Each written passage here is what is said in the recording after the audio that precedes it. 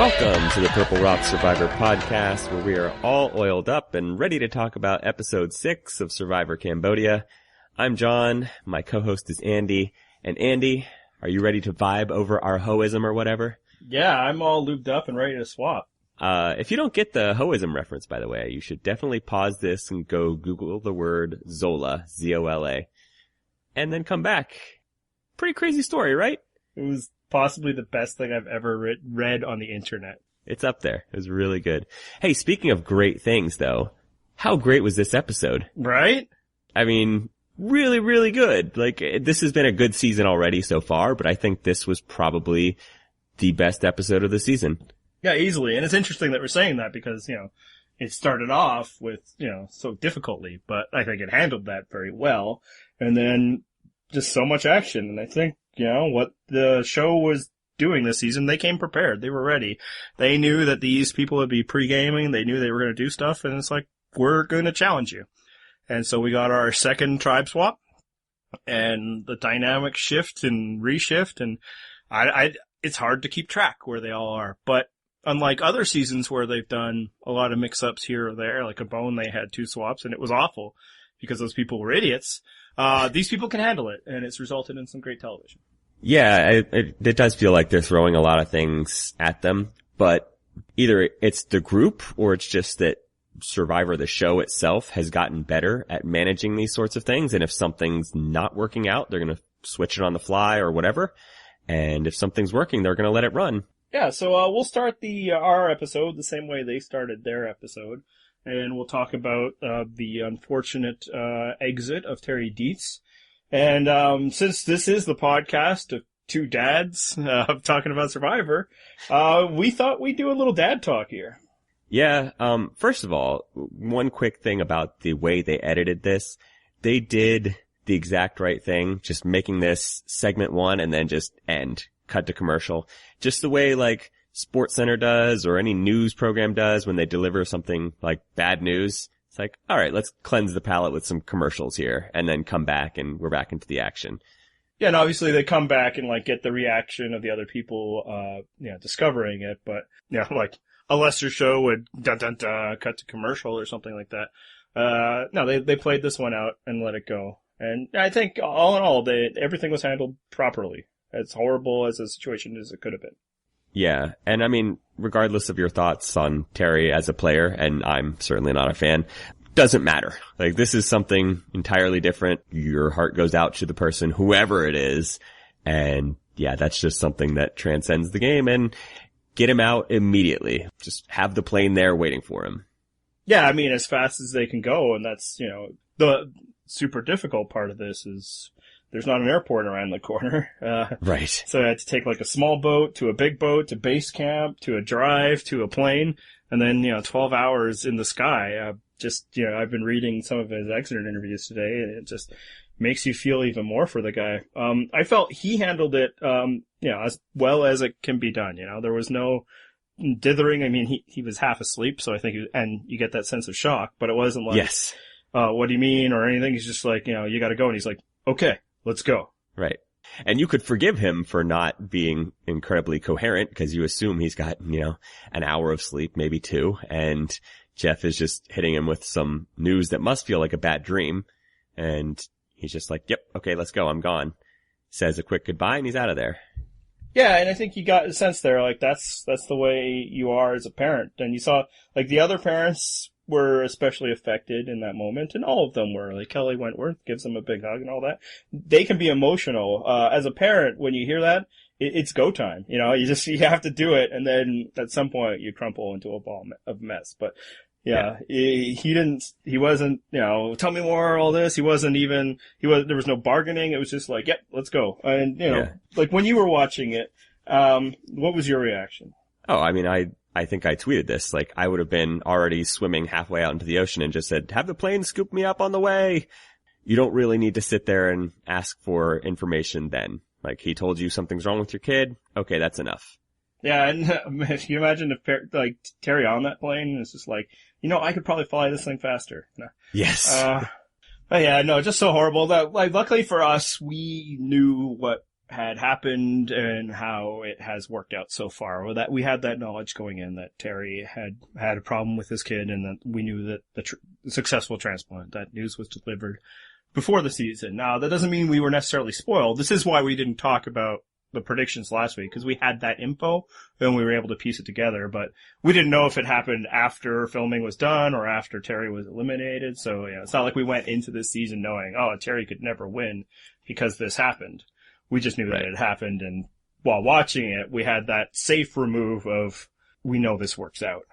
Yeah, that was one of the nice things. Yeah. At least we knew the conclusion to this story, although the episode did a good job of throwing a little tag on the end and letting you know. Yeah, and they did that really well. I don't believe they did that when, like, say, Mike Scoopin fell in the fire, 50 years ago or whatever. Well, they were still upholding that myth that Survivor was, like, taking place right then. Yeah, and like my wife, on the other hand, she's in tears while it's happening, because, she's a beautiful person with a beautiful heart. But even me, who, as we've discussed many times, we are robots, there was liquid pooling a bit in my eye. I mean, not so much that it started to drip or anything like that, but I think part of that is because of the safe remove, because it's different when you're a parent.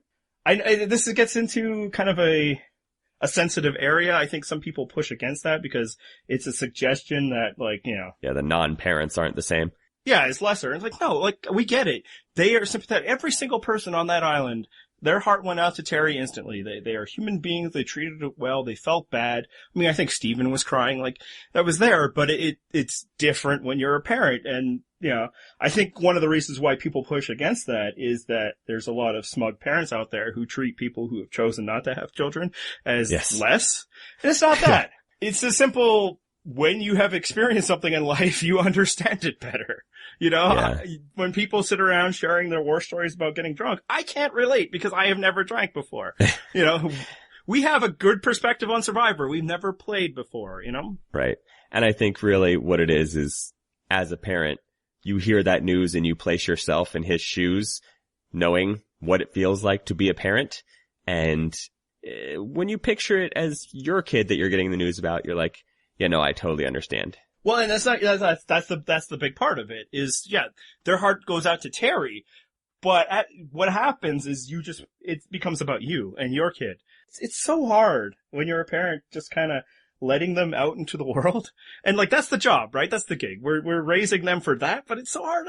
You just want to protect them. So when they're out there, I don't know, this is me, maybe I shouldn't make too much generalizations, but there's kind of just this low level white noise of fear that's kind of always part of my life. And usually it's like at the office where, the environmental controls, you don't hear them until one day they turn off and all of a sudden the noise is deafening.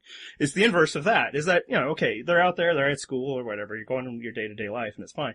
And then something happens and it just comes to the forefront. And if it's a call from school, oh my God. But it could be, you read something in the news. If you're Cass and you experienced that with Terry, she's thinking about how she decided to leave her own child, It becomes that fear that you carry with you all the time. And at least that kind of cliche and corny phrase that everybody's like, oh, I need to go home and hug my kids, but it's real. That's how it is. You don't get that fully. You understand it now, I think, intellectually, if you don't have children. And there's some people that are really attuned to emotions, so they probably even feel it more, unlike you and I. Yes. Like, before I had kids, not even a little bit. Like, there are centers in my entire makeup that have changed because I had kids. And it shouldn't be that controversial a statement. It's basically hardwired DNA stuff. It affected me seeing that, even though I was, prepared. Because, and seeing how Terry went for it, thinking about like 12 hours away when your kid could be dying. Yeah. So that's kind of a dad perspective. And we should move on to much happier topics, just like the show did. Yes, and that's the thing. Like, so they have it on the mat and they talk about this and you can see like all the parents, Wigglesworth, Cass, Sierra, Jeremy, Key, Savage, Kimmy, like they're really affected. And then it's reward challenge and it was like hilarious. Yeah, it was a good like moment of levity to get you away from the serious topic you just dealt with. And how about that objectification of Joe? I love it. I do. I do too. I think if you're going to objectify the players, just do it both ways. And at least that's fair and it's totally fine. Like, I have no problems with them doing it with Joe. They've done it many times in the past with like Amanda and Parvati and all these other people and Morgan. And really, I have to say, I haven't really noticed this season them like objectifying Kelly or Monica like they've been doing with Joe. Yeah, no, I mean, frankly, they're not as pretty as Joe. Who is? But yeah, very few. And I think it also helps that Joe was the type of personality that, it just washes off of him. He's like, yeah, smiles or whatever. Like, he's very good-natured about it. But yeah, I mean, it's tough to pick what the funniest part of that challenge was. But I gotta say, I believe it was Tasha, although I don't think it was on camera, so you don't know for sure. But like, yeah, oil up, Joe. And then they cut away like, like that's great stuff. Like, and there are idiots online that are complaining about this. It's like, sorry guys, every 15 cycles we have to deal with something like this. Like, women have to deal with every cycle. In any other Survivor season, it's not going this way. It goes the other direction, so. So yeah, a little bit of female gaze every once in a while. That's not so bad. Now, what's interesting is, like, Joe probably wasn't looking the best all oiled up. Like, Jeremy, my God, like, that guy makes me feel inadequate.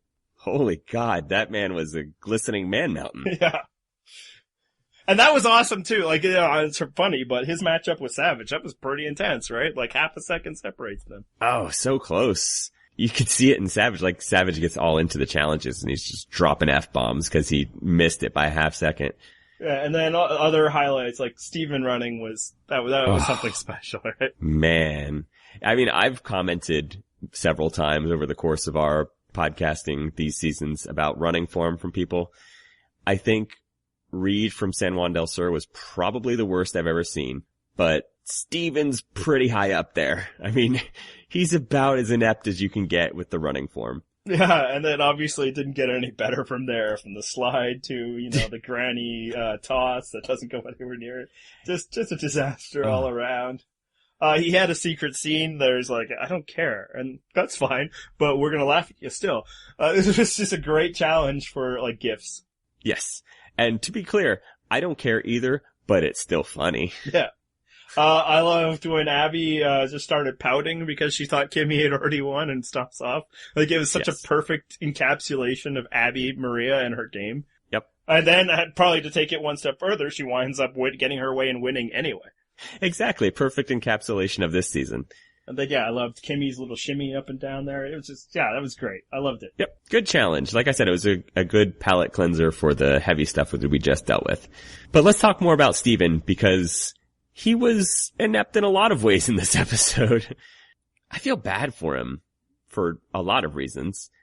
Tell me if you agree with this. I feel like he's got this thing in his head that he needs to make moves to build himself up as a potential winner and give him some control of the game. Like, he feels like he needs to take that pole position, which to me is an interesting contrast with Spencer, who really hasn't dictated a vote since like day 3 of the game.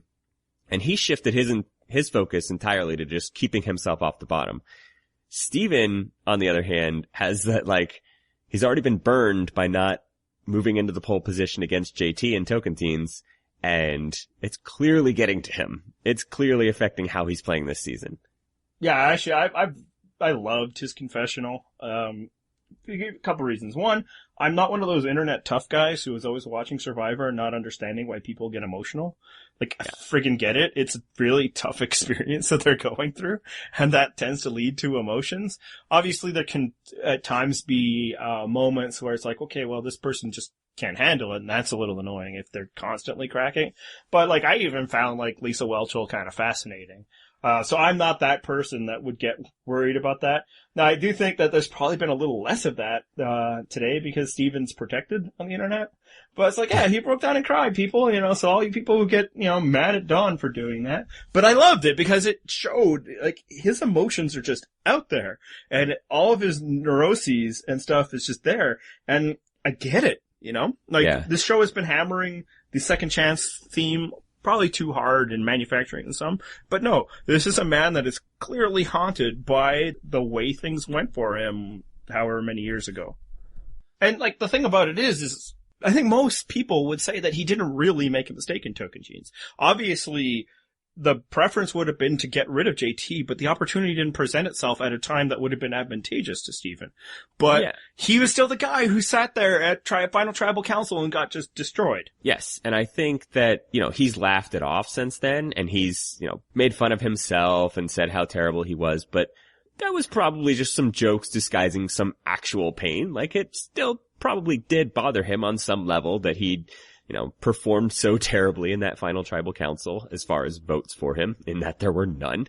Or it could be that he had made his peace with it, right? He had realized it. Intellectually, he finds that. But you get out there and you do it and you start to feel like it's happening all over again, where people aren't listening to you enough, and you've got somebody like a golden boy like Joe, who might be the only competition to JT in that respect. And it just probably comes all flooding back to you. Like, you think you're over the scars of high school until you go to a reunion. And that's why I loved it so much, because it shows that these are people and they're dealing with stuff. And I can only imagine how frustrating it must be, because he was trying and his arguments were probably correct, but falling on deaf ears. Yeah. We'll get to that deaf ears thing in a minute. I just had one quick point I wanted to make, because I want to know your opinion on this too. Do you think, because obviously you mentioned the nerds on the internet all protective of Steven, I'd include our podcast in that group. Like, we like Steven. We can be objective about him, but we like Steven. Do you think that to the Middle America audience that is watching this show, is he supposed to look sympathetic? Or are you supposed to be judging him for being a weak, teary, inept nerd? I think people are worrying way too much about the edit this season. And I know that's kind of a thing we do, so I get it. But I think that it's different. I think the rules are different for this season. I think that they've loaded up with familiar characters that they like, and they're going to let them tell their stories, And I think there are probably a few shining edits out there that we can talk about, but I don't think that we need to look at what they're doing with Steven and try to decode so much as they're giving us Steven, And if you love it, great. And if you don't, great. And I think, I don't think they're manufacturing what's going on with Stephen Fishbach. I think he is sucking at certain elements. I think he is neurotic in certain elements, but I do think he's also playing out there, and I think he's got a good chance. I think he's gotten himself into a good situation. So I don't think they're trying to fit him into a box so much as, because I don't think they need to. I think they have enough familiarity with characters to just kind of, let's point the camera and let them talk. And he's certainly one of those kind of people. Well, let's discuss if he's actually in a good position, because you mentioned his plans falling on deaf ears. He's got that seed that he can plant, because he gets Joe to say, let's turn on this alliance. And I feel like he just gets hyper aggressive and plants the seed and is like, okay, I planted the seed. Where's the fruit? Like, no, you just gotta calm down. Let that thing hang there. I mean, he goes up to Jeremy and Tosh. And I get why he would go up to Jeremy, because he seems to have a connection with Jeremy, so I don't blame him for taking that angle with Jeremy about Joe. He can't necessarily know that Jeremy's got a meat shield plan going on. But just lay it out there, like, hey, don't you think it's kind of weird that Joe is so quick to turn on us? I thought we were loyal. End of sentence. Mm-hmm. Talk about it later. If Jeremy says something, great. Plant the seed. You potentially have a week before you go to your next tribal council. Who knows? And with Tasha, same thing. She was not remotely having it. You could tell that she was totally disinterested in his plan. Like, no thanks, I'm not on board. Yeah, and I think that's where, why his confessional was so telling. He is not playing as well as he can because this is eating at him. He's haunted by what happened, and that's messed up his cool. And I also think that probably being on the bottom for the first 6 days has led to a greater level of desperation. Cause he knew he was the outcast of that tribe. So yeah, no, it wasn't the right approach, but I love that the show gave us enough that we could figure out why he isn't playing as well as we think. There's just this emotional thing that he is struggling with, and he recognizes that he's struggling with it. Like, he was trying, not only was he trying to choke back the tears, and thus also failing to look manly in those sequences. And I should, not like, oh, men don't cry, but he didn't have the attractive cry or anything like that. Like Joe probably would have been amazing at crying. Yeah. Cause he's amazing at all things but one. We found one weakness tonight. Yep. But yeah, because I think that level of desperation is there. And what I hope for Steven is that he can find himself in a more comfortable situation come the merge with more comfortable targets. The tough part is Joe was the right target, but not for his alliance partners. Right. And at least not those alliance partners. Yeah, but then who else, right? I mean, he's not like... He could maybe get Kimmy to go in on that. Yeah, but he that's could not maybe enough. get Kelly to get in on it just out of the, like, anyone but me principle. Right, but Kelly's not his, like, he has no relationship with her unless right. they're pre-gamed, right? And, I mean, this whole thing came about because he was trying to target her. She would be like a late swing if you even need it, but in order for this move to happen at all, Jeremy needs to be on board. And yeah, for his problem is, yeah, you could read that he wasn't. But his problem, because like if Joe wants to do Kimmy, Jeremy wasn't on board for that either, so. Right. Really, like I said, just plant the seed now, because things can happen, and clearly from the preview, things are going to happen. So, you know, the way things are set up right now is not the way they'll be set up in 3 days. So we talked about Steven. Let's talk about his nemesis. Oh, Wikipedia? Wikipedia! Do you love how the Wikipedia people are getting a little sensitive about that? Yeah, because I guess that more than one individual has reached out to them and said, how dare you talk bad about Steven?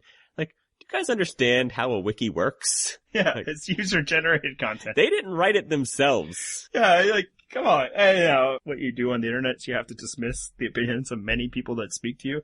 Not our listeners, of course. But then, you know, it's just jokes, Wikipedia. Yeah. But yeah, Andrew Savage was focused on tonight in a way that suggested he was going to go home.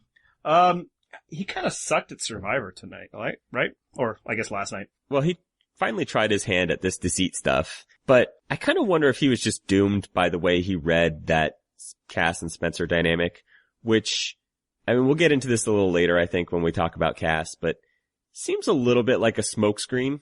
So, you know, they've played that up so much that I wonder if Savage was all in on it and was like, okay, well, I get it. And so he tries to throw Cass a bone by giving her Spencer to vote out, thinking that's what she wanted, and it just was not.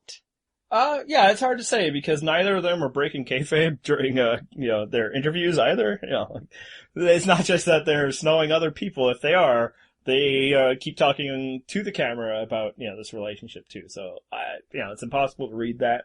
I think she probably was okay with voting out Spencer. I think his mistake was clearly that he didn't take into account Sierra. Yeah, he throws out Sierra as a decoy, which I don't really know why.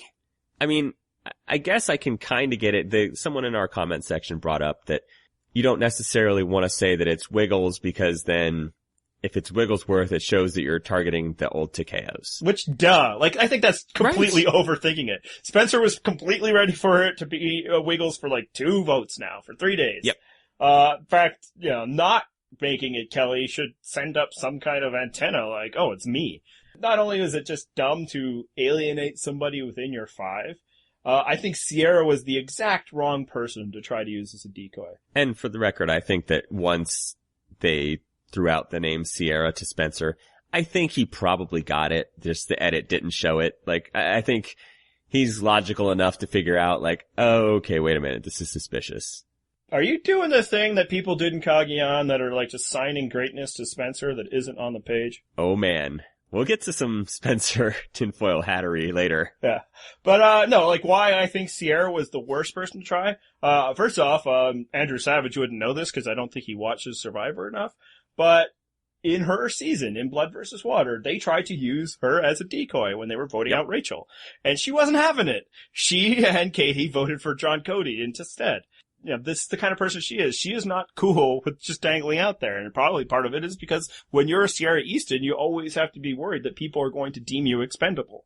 And that's exactly what Savage was doing. This is just emblematic of all the things that the people that have been railing against Savage that aren't just Fishbach biased. I've been doing since the beginning. He is undeniably arrogant, and he views the game of Survivor through a lens of strong versus weak. So for him, it's just like, well, of course it's Sierra. And it, obviously editing, but we didn't see that it seemed to be a democratic decision so much as Savage is like, oh, let's be Sierra, because you're the person I care less about. And why not Wigglesworth as the easy decoy? Because she doesn't have the agency to do anything about it. No, like anybody but Wigglesworth is stupid. I think Sierra's probably the stupidest. You could have tried Wu. Well, no, Abby Maria might be. Oh no, you're absolutely right. Yeah, she is the worst. Cause she, Yes. I mean, she would have done what she ended up doing anyway, but she would have flown Yes. off the handle. Yeah. Yes. Other rankings. Abby Maria worse, then Sierra. Cause like, maybe you can negotiate with a Cass and she's been shown willing to be a little risky. Or you could be selfless and say, hey, how about you guys pretend you're going after me? I'll be the decoy. But no, Savage in his savage thinking is like, well, of course Sierra. It would make sense that we would vote off somebody like her. That's how you play survivors. You vote off the weakest link. And as soon as you're Sierra hearing that, it's like, oh, okay. So clearly I'm not in your plans. Yeah. And then we finally get to see Sierra in Survivor Cambodia for the very first time. It's like she finally woke up. In her defense, she hadn't been to tribal council. Yeah, like, Cass said it in a bonus scene too. It's like, yeah, it's been a nice 2 weeks, but now I guess I have to play Survivor. Like, this is their first tribal council. Yep. And I have to say, good start for Sierra. It was the right time for her to make a move because it was the first chance for her to make that move. I think it's probably pretty clear that she was the one that called that flip, but I'm pretty sure Abby picked that target, and then we later got it confirmed on Twitter that, yes, Abby was the one pushing for Wu. And to the editors of this episode's credit, they were giving us a break from that narrative of Abby's madness dictating the votes, and that's great, because we needed that narrative to rest for at least a week or two. Yeah, and as you say, I fully think this was Sierra's move, and it sounds like the move was to take out Savage, which is where the edit was suggesting. Here's another reason why you don't let yourself be a decoy. It doesn't just, because of how it shows that she's not in Savage's plans. Like her and Cass had clearly moved down to 4-5, maybe 5-6 if they're thinking that Wigglesworth is a goat, and then maybe 9-10 when they merge up. This is a game of hidden immunity idols, and I don't know if Andrew Savage gets that. But if you're the decoy, and the reason why you're lying to Spencer is because you're afraid he's going to play an idol, well, guess who goes home if he does? Right. So yeah, no, that Sierra just went right back to what she did in Blood versus Water. She was able to read a situation, and to her credit as a returning player, faster than she was able to in Blood versus Water. And yeah, I think any worries that she was 0% or erased now, she is a player, and we'll see where it goes from here. And I agree 100% that Abby was the one who decided that it would be Wu. Yeah. And we also, like you said, got to see Cass for the first time in 2 weeks, actually playing Survivor. And I was worried that every bonus scene that we were getting was this, nice Cass, which I was not having. This was not what I wanted Cass out there for. So we finally get Spencer on Cass's tribe, which, if anything's going to wake up Troll Cass, it is Spencer on her tribe. Regardless of whether this is a smokescreen of how they feel about each other or not. She enjoys digging at Spencer way too much. Yes, exactly. I kind of picture they might actually have sort of our relationship where they like each other enough, but it is kind of fun to insult each other. Also, I will totally vote you out of Survivor. Likewise. So there's this narrative of Cass hates Spencer so much, blah, blah, blah. And in the end, it ends up being she gets to decide, supposedly, between Wu or Spencer. Now, in Cagayan, Wu was the one that kept her out of Final Tribal Council. Yep. So which is worse? Because Cass was actually willing to work with Spencer in Cagayan. They had that one reward near the end. I think it was Final 5. Mm-hmm. And they tried to pull Wu into their alliance. He just didn't bite. Yeah. So I think, Cass has more issues with Wu than she does with Spencer. It's possible. I mean, at the very least, I think either way would have been, satisfying for her. So I think that entered the debate. The big question is, was this the right decision for Cass? I think 100% it was the right thing for Sierra, other than the potential Abby blowback that could happen. But since Abby's name wasn't on the plate, then this is the way. Yeah. I wonder who the first person this season will be to touch that flame and not get burned. I think at this point everybody has to hope for some kind of medical evac or something. Basically. But yeah, did Cass do is this gonna hurt her? Well, I think there's two possibilities here. One is that she's gonna look disloyal to that Bion crew, which is bad for her because it's gonna reinforce that reputation of hers that she's not trustworthy and she's not predictable. And that's bad.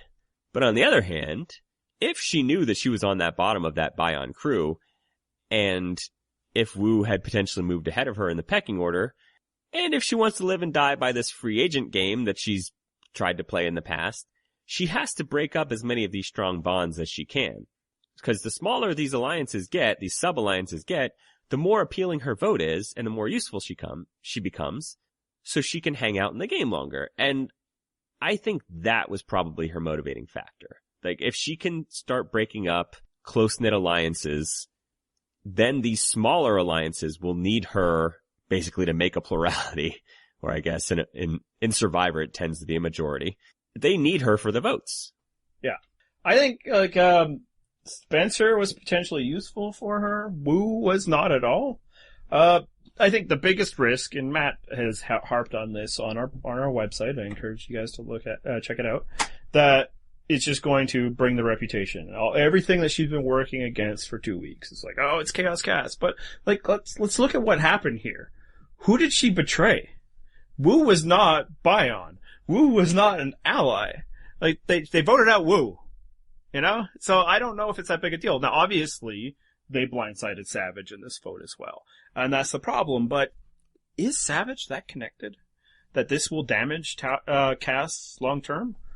Yeah, I don't know. I mean, we're going to get to the rising and falling section and predictions for next week. And I feel like we have to talk about Savage in both of those because his position is very potentially fluid right now. Like, I don't know where he stands as it is. I have no idea. I think the one thing we can say for certain is he still has a strong bond with Tasha. How much Tasha will stick her neck out for that, I don't know. But that's a bond I think that is true.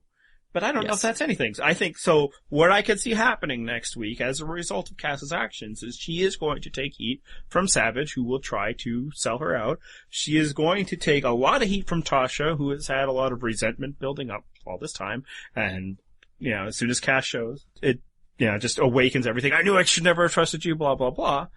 But I kind of feel like there's a chance that that's it, you know? Her core alliance we saw the last week is those 5 former Takeo 2s. That's who she was sticking with. She was sticking with Sierra, who I kind of think is her main ally in this.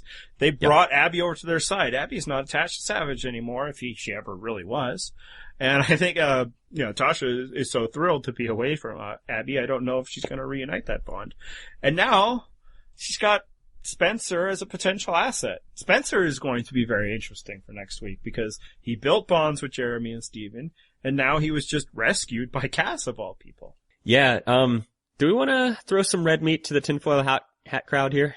Yeah, let's get into it. Okay, because there's a prevailing sentiment among a very small contingent on the internet that production of Survivor is all in on saving Spencer this season. That Spencer's quote-unquote luck in the game is all an illusion, and they are working behind the scenes to keep Spencer in the game. Andy, how true do you think that is?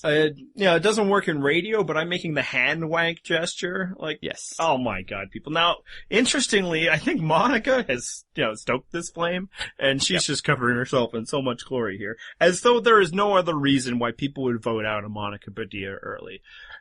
Even if you believe that production wants to keep Spencer, and that's not a hard thing to believe, he is incredibly popular. He delivers a lot of what they're looking for. His story would be so easy to tell. They don't get to decide who comes and goes. And if you think that, for 1 second, that Jeremy Collins, that Stephen Fishbach, that Cass McQuillan are gonna hurt their game for $1 million so that production will be happy with them, give your freaking head a shake. And then I saw some people even suggesting this was what happened in Cagayan, that this is why Jeffra went home that time. Do you think Tony Blachos decided that he didn't want to win $1 million because production was like, hey, how about Spencer? You're insane. Like, I don't care how much production wants to interfere. They can't stop people from doing their own self-interest in a game that pays out $1 million. Yeah, and I don't doubt at all that they have their, you know, leading questions in their interviews, because they go out and they interview the players supposedly, I think, every day, and they take them aside, and I bet they probably do try to put ideas into their head. Those ideas are probably a lot more about things that they think will make the show more interesting, but they're not taking your hand and having you write a name down at Tribal Council.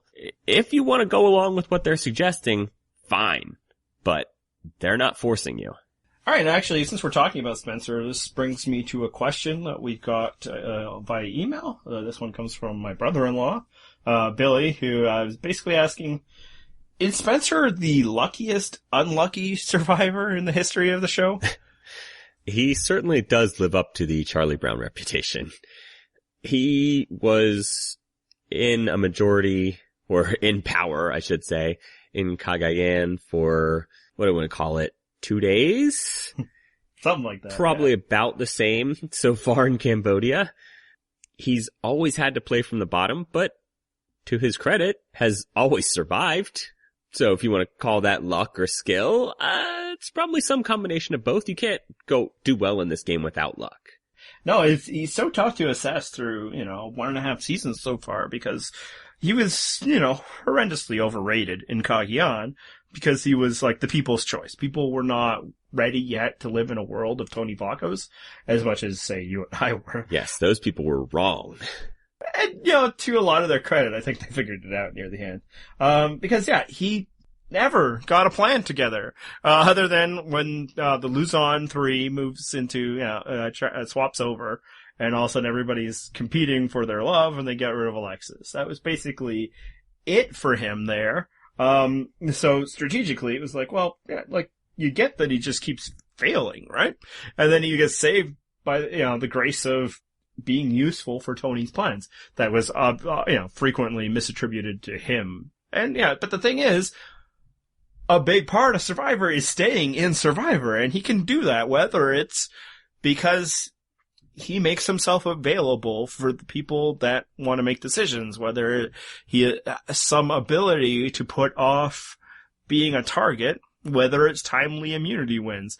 And it's kind of going that way here too, because he's had, as you say, no control, and it's hard to completely judge him for that. A lot of it is circumstance, right? Obviously, he made the mistake early on in not building enough bonds with everyone. Although I think that would have been a little difficult because Varner had been churning the waters against him since before they got on a plane. Clearly. Before everybody was voted in.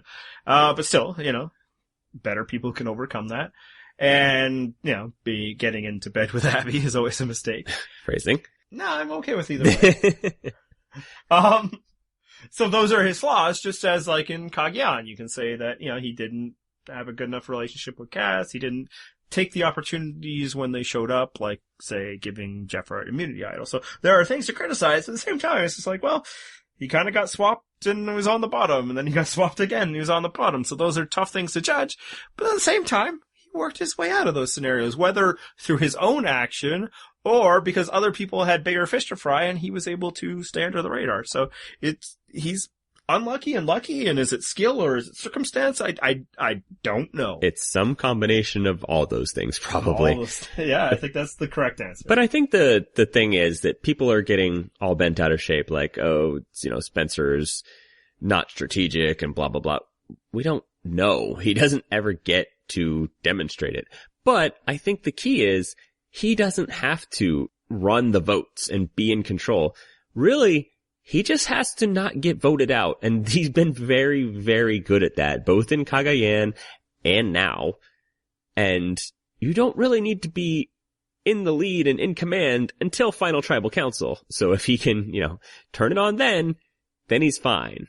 Some people, you can say you don't need to be in control, but then you get there and nothing happens for you, right? At some point, you need something, but and I don't think it's just fans that ascribe traits to him. If he got to the end just through pluck and will, and never having true strategic, control, he would get credit for that in a way that, like a Sierra wouldn't.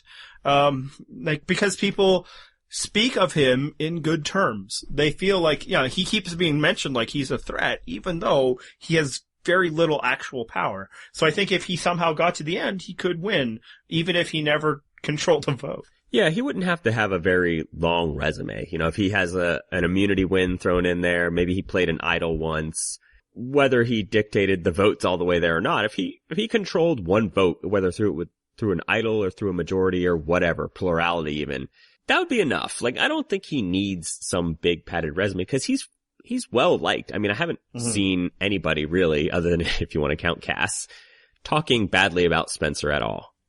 Yeah, I mean, obviously it all depends on who he gets. If he's up against Jeremy or something, then lights out. But sure. Yeah, and he gets the easy underdog feel. That's somewhere where his youth comes in handy, I think. I think it's hurt him in general. He is the youngest person out there by far, which has made it more difficult for him socially.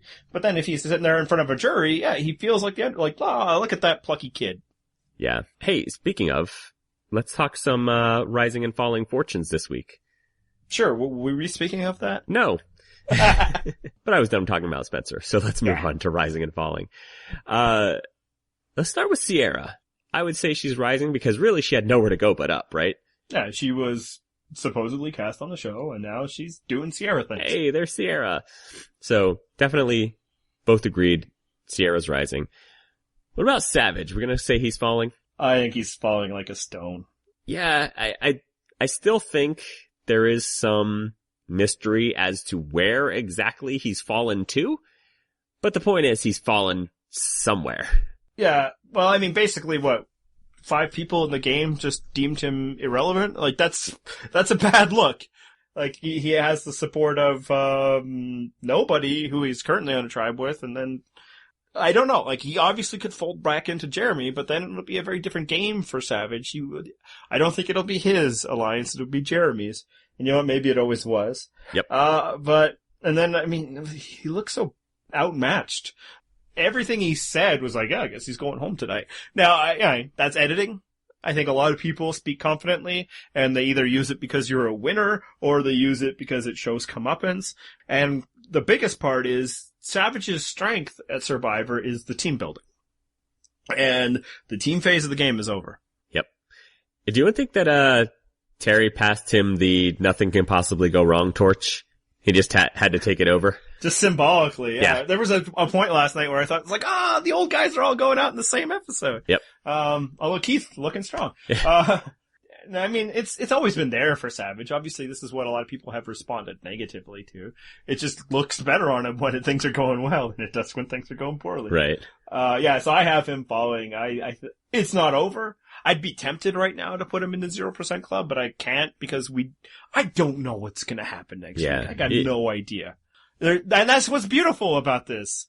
Basically at this point, doesn't everybody have a relationship with everybody? Like, maybe there's, 2 people or something that haven't connected on some level, but between pregame, between the first version of the tribes, the second version, now the third, everybody has some way of aligning with people, and it'll be fascinating to see how it shakes out. If it indeed even shakes out next week. Yeah, and I think the previews seem to indicate that it will be a merge. It'll absolutely be a merge, but I don't know if next week's merge will settle into a new status quo, or, we'll get a vote and then we'll get different kinds of votes the next week. I don't know if it will end up having side versus side. How fun would it be, and I was going to mention this in predictions, but how fun would it be if they told them they were merged right before the immunity challenge, they did an individual immunity challenge, then they go straight to tribal council? The votes would be all over the place, right? It would be Borneo-esque. That would be insane. Yes. Normally I don't like that, but I kind of would like that here. Yeah. Because there's so much fluidity. Let's just kind of see that would actually be awesome.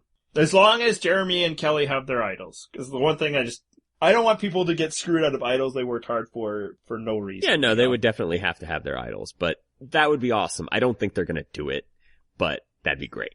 I would love that. Yeah. Do you have anybody else rising? Jeremy, who Jeremy is a god. I didn't think he could rise any farther, but the man's on fire. I love that, his little, you gonna eat that move at the challenge. Yeah, and apparently he actually did go back and have the rest, once he decided that he liked it. And then that was fantastic. His big high five to Savage after they both made it, he's delightful. He is. And he has this bonus scene this week, which I don't know if you got to see because you're in Canada, but he talks about how terrible Steven is athletically. It's really good. I mean, it's very funny. He says, basically, it's not a nerd thing because Spencer can do this. Yeah, no, I am loving Jeremy so much, this season. I mean, we made our, new predictions because all of us, but, Emma biffed it. I picked Kelly just because it was this, she was the other person I was going to pick at the beginning of the season. But if anybody is getting a winner's edit, it's Jeremy, right? There's a a top 4, I think, in that winner's edit. There's a good number of candidates who can come through, and there's still potential for people to make a late push. But like as you said, he's in this segment every week. Yeah. Because he keeps doing better things. He had the decision in Bayon. And there's so many ways he can go at the merge. He is the person with the most options. Yes. Which is a good place to be in. The other hand is Steven Fischbach, who has to be falling, right? Because the man just can't seem to find a willing partner, and he's trying to do too much too soon. Yeah, and it'd be interesting to see the way this shakes out. Maybe he'll be able to find some calm, but here's, like, if Savage finds a home, it's gotta be with them, in which case that's not good for Steven. It's tough for Steven, but at the same time, I think he could do it still. I'm not writing him off. No. I just think that he's in a worse position than he was last episode. Yeah, last episode, he was in the big 3. He had the moose, and then this week they're like, nah, not really, Steven. Yeah. And what could have happened is they would have pushed for Kelly, and that wouldn't have worked. So in some ways, not going to tribal council was a big blessing for Ishbak, as I guess in most ways that it is. Yeah. The other riser I have just quickly noted, I think Kimmy's still doing well. It was, she wasn't in the episode very much, but it was good for her that the idea that Joe was floating that it should be Kimmy was a non-starter. So I think she's in a solid group. We'll see where that lands out. And you know what? I'm kind of enjoying Kimmy. She was somebody I didn't really care about at the beginning of the season. Yeah, well, it's a low bar because, you had low expectations for Kimmy, so it's not hard for her to step over that hurdle. And then, speaking of the lowest bars, you wouldn't think that she could fall any farther, but I think Wigglesworth took another fall this week. In that she wasn't even on camera. Like, she got the one little interview about, what it's like as a parent, to be in that situation. But when all of the discussion at Takeo was going down, she wasn't even in the shots. She's gone from being mute to being invisible. Like, at this point, it's almost an insult to the actual Purple Kelly to be calling Kelly Wigglesworth Purple Kelly. At least she got to talk like she was in an alliance, Purple Kelly. Yeah. And, speaking of the Purple edit, where the hell is Keith? I mean, I get that he hasn't gone to tribal yet, which, by the way, impressive streak for both him and Joe. They haven't gone to tribal at all this season. Yeah, anybody can do the research on that for us. We know that, in Philippines, the entire Tandang tribe didn't before the merge.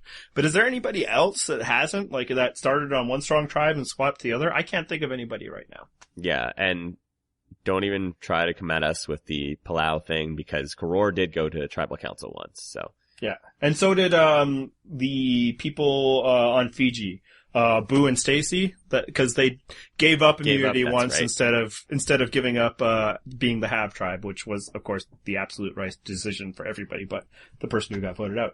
I don't know if there's anybody else. I'm interested. Please, holler at us if there was anybody else, but probably not. Yeah. And I think that's just why Keith is invisible. They haven't needed his color. There's a lot of great characters, but he's good. He's doing Keith things. But the problem is he's doing Keith's things and they're not making air. At least with Joe, he gets to be objectified. Yeah. One shot he gets it in. We hit it out earlier. The only thing that Joe has proven not good at is eating gross things. Yes. That's his one flaw. So use it, people. I don't know how you can further exploit that in this game, but sure. Good luck. But he did the thing, actually, since we're at the merge, Joe, before the season started, we were like, Joe's in trouble, because he's just too good. Well, Joe did step 1, never go to tribal council. Yes. Now let's see if he can do step 2, which might be never be not immune.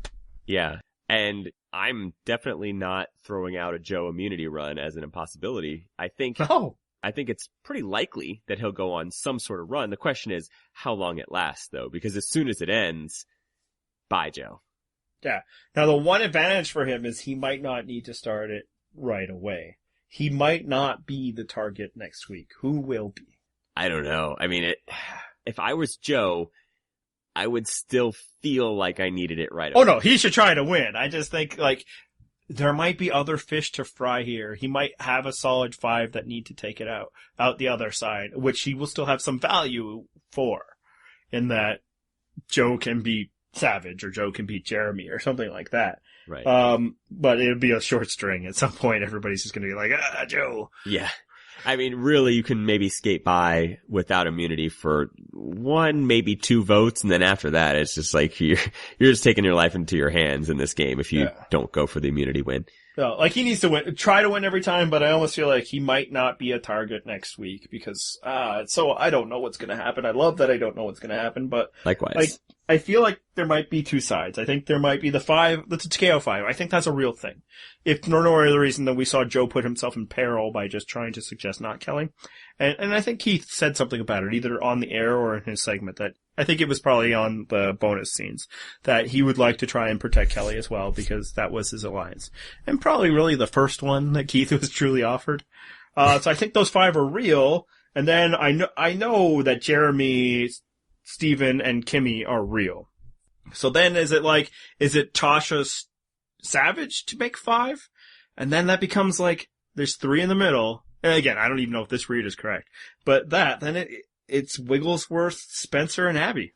Where do they go? What happens? Yeah.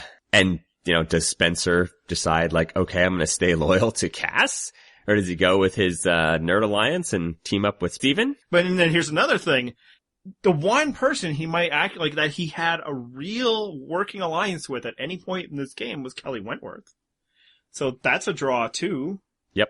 And then he was on Takeo with Wigglesworth and Abby. I don't know if that means anything. Yeah, I don't know that that's a good thing. I mean, he's been desperately throwing Wigglesworth under the bus for a couple episodes now, so I don't know how loyal he feels to that one. I don't think they ever voted together anyway. Maybe once, but sort of by accident. Yeah, I don't know if they ever have voted the same. I don't think they have. Well, I think they voted for Shireen. Oh, right. Yeah, by accident. And then I guess last night they voted Wu off. So I think, everybody concerned about Spencer's winner's edit, which, maybe this could be why he's getting so prominent. For one, he's going to get prominent anyway. He's popular. We discussed this. Yep. And, he's been a target. But this could be his move. The merge might be Spencer's choice. Weird, huh? Yeah, that would be. Will Charlie Brown get to kick the football? Or will everybody just like, nah, Spencer? Oh, no, I feel like Spencer won't be the merge boot. Yeah. I started to feel like he's starting, and this might feed into the paranoia, that he's starting to develop a little bit of plot armor, and that, this isn't the time yet for him. I'm not saying he's gonna win, but I don't feel like he's a character they're gonna burn just yet, but I do think it'll be a big character. I don't think we're just gonna, shrug and vote out Kimmy or something next week, or... Yeah, although, and I will say, Spencer does make an appealing target on that front, though. Because he would be a big kill. But he has no connections. If you're trying to win a majority, does taking out Spencer win anything for either side? Or isn't Spencer somebody both sides are going to try to keep? Because Jeremy's put in the work with Spencer, and Cass just did some stuff with Spencer. So I think he's the swing if it goes that way. We have to make a prediction. Do you got one? I kind of wonder if Spencer will just choose a side, and then everybody has to make the play for Abby, which would be even more enjoyable because, it's just like one of those things where you just hold your nose and you're like, oh, fine, whatever. And there's layers, right? Tasha had that relationship, but now is it Sierra and Cass's relationship? Yeah. I kind of do hope it comes down to Abby being the swing vote because that's the worst. And you don't want to be the one courting Abby because you know how it ends, or at least you should. I don't know that everybody in the game has experienced it yet, but hey, let's let everybody in the game experience it. Yeah, and then the other question is Jeremy ready yet to kind of put it on the line there and go head to head? Or, as we said, he's got options. So maybe he's just like, cool, more people feel this way than feel that way. Or going that way is better for my long-term strategy of meat shields and, who knows, pre-game alliances or something. And then maybe he just burns somebody that, we think is going to be on his side. That's where I'm going to go. And I think what we saw in the preview was heavily, Chaos Cass is back and she's going to suffer for it, right? I don't buy it for a second. I don't think this is a vote where you get rid of Cass. I don't know what that buys you. Unless 8 people decide, sure, it's Cass. I think when it's Cass's time to go, it's going to be because most people decide it's Cass's time to go. It's not going to be because one side's like, let's get rid of Cass, and the other side's not. But I think what that preview might be telling us is Tasha blows up at Cass, because this has been like 2 years coming. And I think that might blow back on her. And I'm just going to predict Tasha because reasons. Okay. I think that it's actually going to be Savage. That was my other. Yeah, I was going to say Savage, and then I was just thinking, I think it might be like this week, where it's Savage until one person really wants it to be this way, and they're just like, sure, have your way. So in this case, you can have your way, Cass. Let's get rid of Tasha to make your life better and to secure you as an ally, just as it was Wu. But I think it could be Savage for sure. I think his neck is on the line. Yeah, and all apologies to Matt on that because, hate to tell you this, Matt, but I feel like it might be him, and I think it might be Cass's call. I think you're right. I think that Savage is probably going to get sanctimonious about how Cass betrayed him or something, and then Cass is going to say, hey, you know what? It's you now. Yeah. I have a feeling that Matt actually might be predicting it too. He's been ready for Savage to go at the merge, I think, before the season started.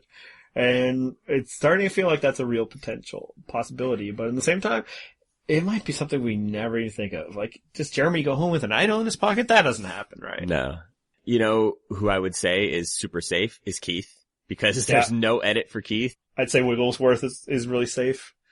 Because why? Yeah. I mean, they didn't even use her as a decoy. So yeah. I'm excited. This isn't one of those where I feel bad that I'm going to lose a prediction that I've yet to get any predictions correct. This is that kind of season. It's because it's awesome. Yeah. My backup prediction was not Tasha, but Steven. All right. Do you know what else is awesome? Tell me. Our listeners are awesome. Agreed. We want to thank anybody and everybody who has helped support the podcast through our Amazon link. We're just looking to offset some of the costs associated with running such a wildly popular podcast. And if you'd like to help, you don't need to send us any money at all. Just if you're doing some Amazon shopping, you can go to purplerockpodcast.com/Amazon, and we will get a percentage of your purchase going towards our costs. Yes. And while you're at purplerockpodcast.com, maybe look around at the stuff that we've got there. We've got Fantasy League stuff. We do the live blog every week that Matt's been doing. I think he's actually off next week, so we'll have a fill-in. We do posts just about every weekday, and I should have a People's Survivor blog up when you're listening to this podcast. I think I'm actually going to have it ready Friday, so we'll see. Yeah, and we'll be back to doing predictions amongst our listeners this week. I know there's some worry. There's boot lists. There's boot lists every season. The things we were worried about this season was the knowledge that just kind of escaped. And the biggest one was that Vitas took off during, he didn't stick around. So people knew that Vitas was gone early. The other one was that Terry did not stick around. So those were the ones that, even if you were not looking for spoilers, they found you. I think we're in the clear for the rest. So we're doing predictions.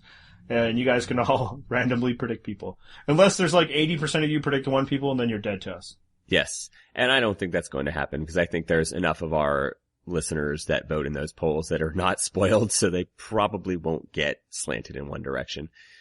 But you can also find us on Twitter at Purple Rock Pod is me. Technically it's the show, but it's usually me about 95% of the time. Every once in a while I forget that I'm logged into it and I reply to people.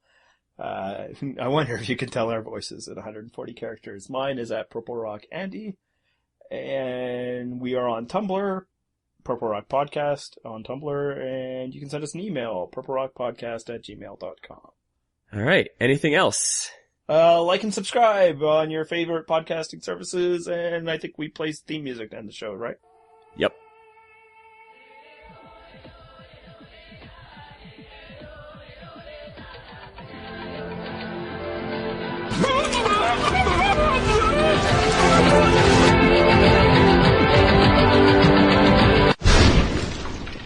That's what it's like when a woman wants a baby.